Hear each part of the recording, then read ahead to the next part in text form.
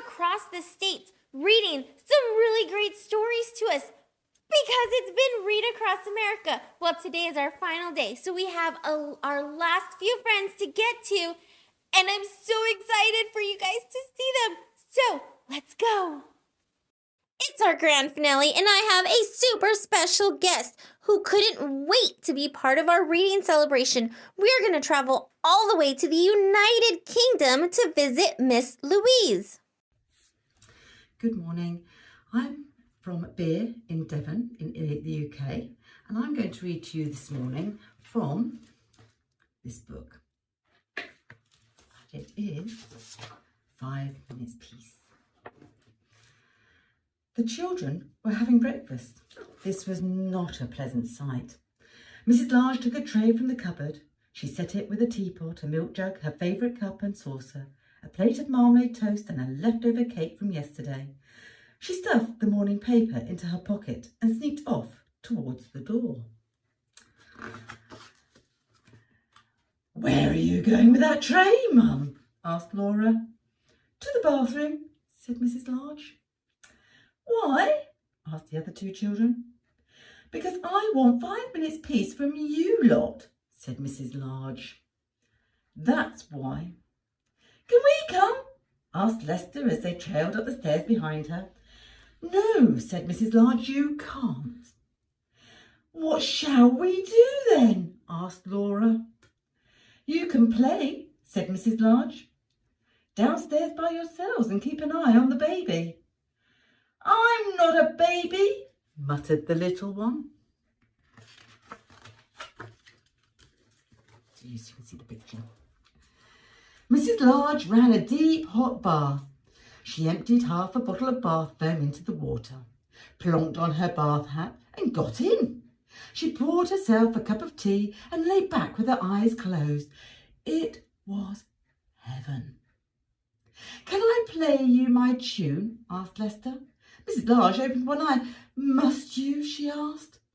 "I've been practising," said Lester. "You told me to. Can I, please, just for 1 minute?" "Go on then," sighed Mrs. Large. So Lester played. He played "Twinkle, Twinkle, Little Star" 3.5 times. Oh, my golly gosh. In came Laura. "Can I read you a page from my reading book?" she asked. "No, Laura," said Mrs. Large. "Go on, all of you, off downstairs." "You let Lester play his tune," said Laura. "I heard. You like him better than me. It's not fair." "Oh, don't be silly, Laura," said Mrs. Large. "Go on then, just 1 page." So Laura read. She read 4.5 pages of Little Red Riding Hood. In came the little one with a trunk full of toys. "For you," he beamed, flinging them all into the bath water. "Thank you, dear," said Mrs. Large weakly. "Can I see the cartoons in the paper?" asked Laura. "Can I have the cake?" asked Lester. "Can I get in with you?" asked the little one. Mrs. Large groaned.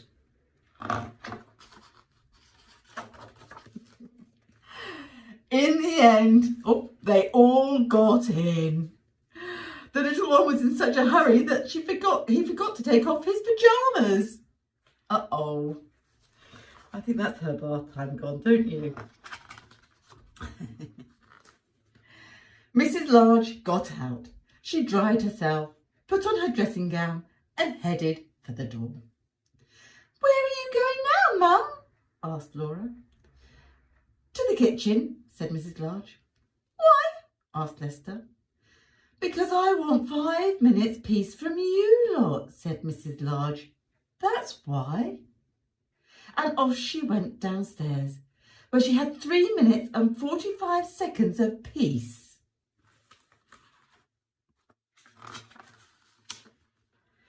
Before they all came to join her. I hope you enjoyed that. Have a lovely day. We're working our way back, but first we gotta stop in the state of Maine to visit Miss Laura. Hi, my name is Laura Cashell, and I'm with the D.A. Hurd Library in North Berwick, Maine, and today I'm going to share Duck Says Moo by Thomas Daniel Cashell, illustrated by Keith A. Lowry with you. Thank you for joining me. Duck Says Moo.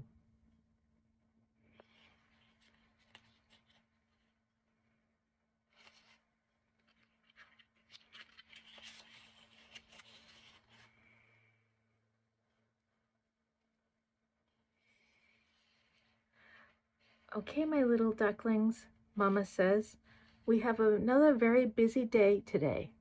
After we eat breakfast and we clean up, we have a lot of errands to do.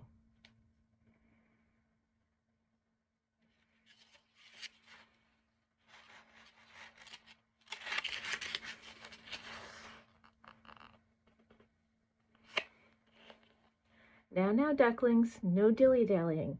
We have to get to the other side of Farmer Tom's field. We'll have dinner there tonight.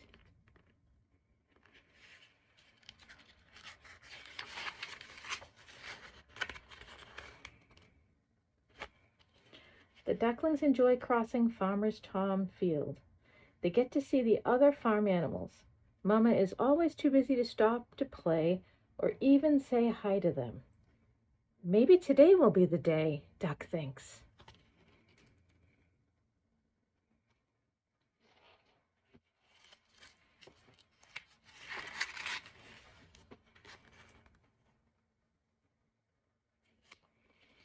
Oh boy, there is Cowie, quacks Duck. Now, we are much too busy. We have to go a long way, says Mama.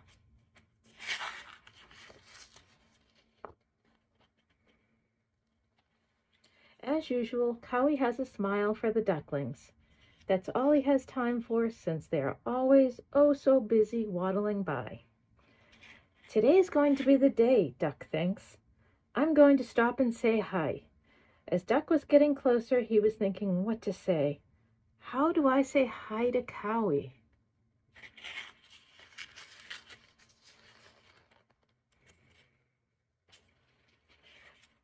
Duck says, moo. Cowie breaks into an even bigger smile. Cowie says, quack to Duck. Cowie and Duck chat while following along Mama.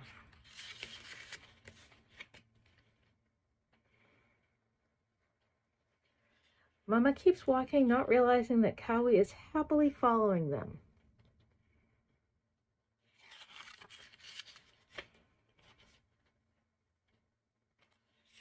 Oh boy, I see Lamb. I want to say hi to her. Well, what do I say to her? Oh, I know, pipes Duck.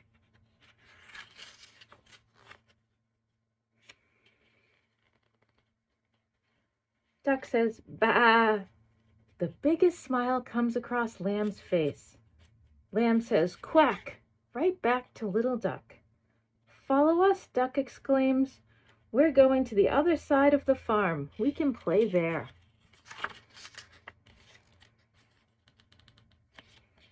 Mama looks back and sees her ducklings talking to their new friends. Now, ducklings, we don't have time to play. We still have a long way to go.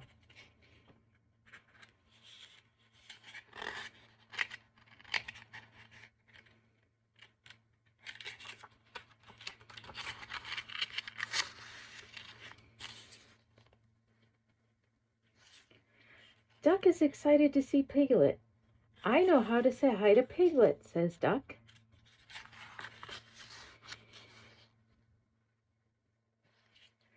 Duck says, oink. Piglet has a big bright smile across her face. Piglet says, quack. Let's go, says Duck. We're going to play on the other side of the farm.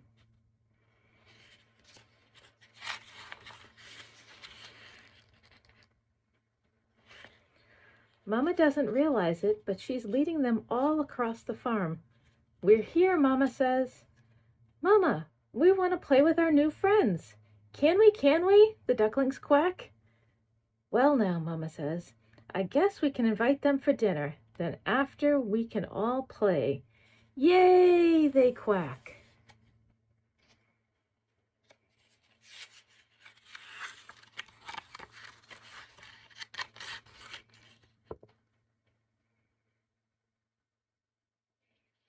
After dinner, Mama is watching her ducklings play with their new friends. They look so happy and are having such a wonderful time. Maybe, she thinks, we should all play a little more. The end. Thank you for joining me today for Duck Says Moo by Thomas Daniel Cashel, illustrated by Keith A. Lowry. It's been such a great week traveling with you guys, but let's bring it on back to our home state of California with Miss Kari. California. We're about 45 minutes south of our capital, Sacramento, and we live where it's very warm. It's about 70 degrees today, going to reach about 75 degrees.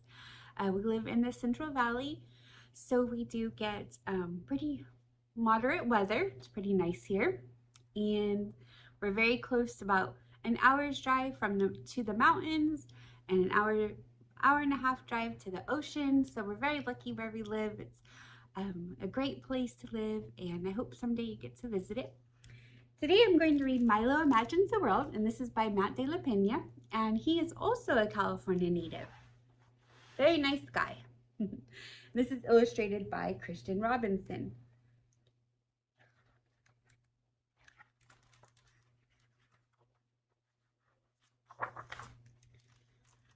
What began as a slow, distant glow grows and grows into a tired train that clatters down the tracks. A cool rush of wind quiets into a screech of steel, and when the doors slide open, Milo slips aboard.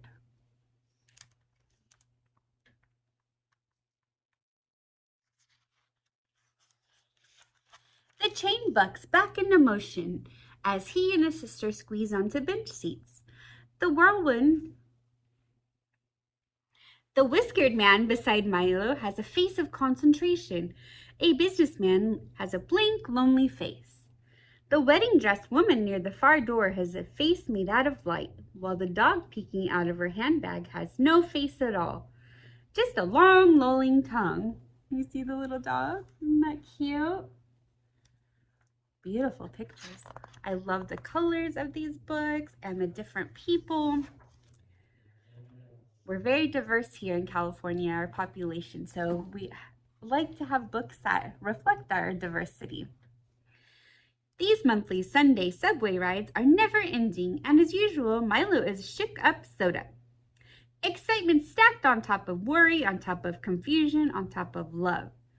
To keep himself from bursting, he studies the faces around him and makes pictures of their lives. At a downtown local stop, the whiskered man folds up his crossword and hurries off the train.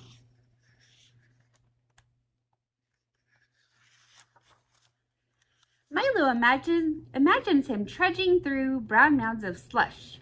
It's a five-flight climb to his cluttered apartment, where he's greeted by mewing cats and burrowing rats. Late that night, the door to the parakeet cage mysteriously falls open, and the cats gather on the cold sill to watch the birds fly free above the city. Parakeets tweet songs of longing as the man sips tepid tea, hunched over a game of solitaire. There's a lot of cats, huh? Milo tugs his sister's sleeve and holds up his picture. But even when she turns to look, he can tell she doesn't see. She's a shook-up soda, too. A boy in a suit boards the train with his dad. His hair is a perfect part, and there's not a single scruff on his bright white Nikes. See his white Nikes? Those are some fancy shoes, huh? Milo imagines the clop, clop, clop of a horse-drawn carriage that will carry him to his castle. Imagines the click, click, clink of the guards slowly lowering the drawbridge. Across the human-made moat, the boy is met by a butler, 2 maids, and a gourmet chef offering crust-free sandwich squares. Yum. Does that sound good? Milo flips to a fresh page at a bustling midtown stop. When the wedding dress woman strides off the train, a band of street performers launches into Here Comes the Bride, and everyone on the platform stops and cheers. Wow, look at that wedding dress. It's pretty fancy. Milo imagines the grand cathedral ceremony where the couple will be pronounced husband and wife. Imagines the groom whisking his new bride to be awaiting hot air balloon where the pilot loads them in with blankets and blasts the heat, and up they go, hand in hand, beyond the concrete walls of the city, into the infinite blue. And the infinite blue is the sky, right? Wow. Have you ever been on a hot air balloon? It's pretty amazing. Milo holds up this picture too, but his sister shoos him away. Can't you see I'm playing my game? He watches her thumbs bang around her smudged screen, then turns back to the boy in the suit. They lock eyes for a few long seconds, and suddenly it feels like the walls are closing in around Milo.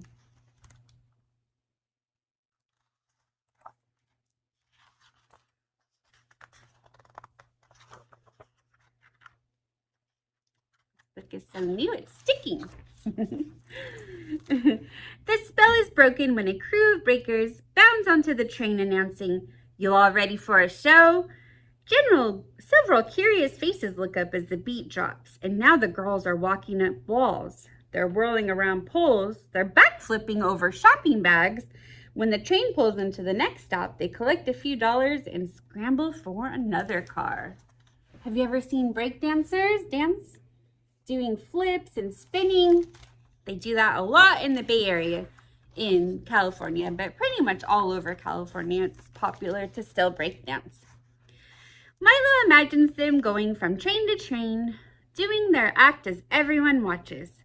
But even after the performances are over, faces still follow their every move. When they walk down the electronics aisle at the department store, when they cross into the fancy neighborhood. Milo doesn't really like this picture, so he puts away his pad and turns to his reflection in the window. He's still on the subway, huh? I have a feeling this is a very long ride. What do people imagine about his face? Can they see him reciting his volcano poem to the class? Can they hear his mom's soothing voice reading him a bedtime book over the phone? Can they smell the chili Colorado bubbling in a pot in his auntie's apartment near the cemetery? If you never had chili Colorado, it's very, very well made at a lot of restaurants here and in a lot of kitchens. Butterflies flood Milo's stomach when it's finally their stop. He follows his sister onto the cold station platform and up the stairs. Above ground, he's surprised to see the boy in the suit a few paces ahead.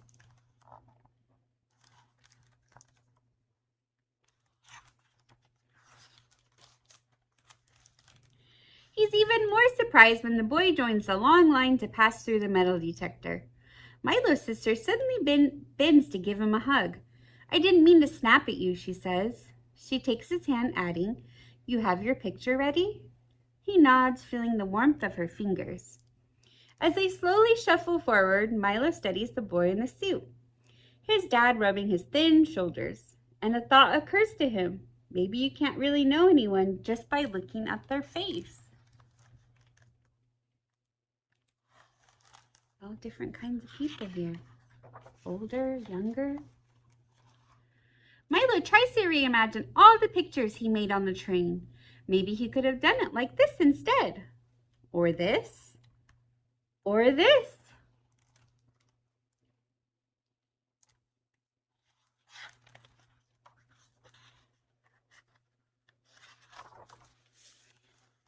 Milo's chest fills with excitement when he spots his mom through the crowd. His sister rushes to give her a hug before pulling Milo in too. And it's in this tight tangle of familiar arms that he feels most alive. Where do you think they're at? It's not somewhere that people usually go to. When they separate, Milo flips through his pad until he finds the right picture. I made this for you, he says, holding it up, and he watches for the smile he hopes will spread across his mother's face. Oh, that's a nice picture.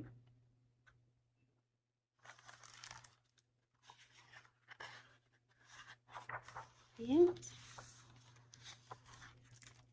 thank you so much. I hope you enjoyed Milo Imagines the World, and check out some other books by Matt de la Pena. You might enjoy them. And thank you for your time. Take care. Bye. All right, friends. Oh, that was so amazing. I hope you enjoyed it as much as I did. It's been such a blast celebrating Read Across America with you guys. I hope you've enjoyed it this whole time, learning about so many different places with so many new friends. I want to make sure I give one final thank you to all of our friends from all over the place who helped us celebrate Read Across America this week. Thank you guys for joining us. I hope you had a great time. I will see you guys next time. Bye.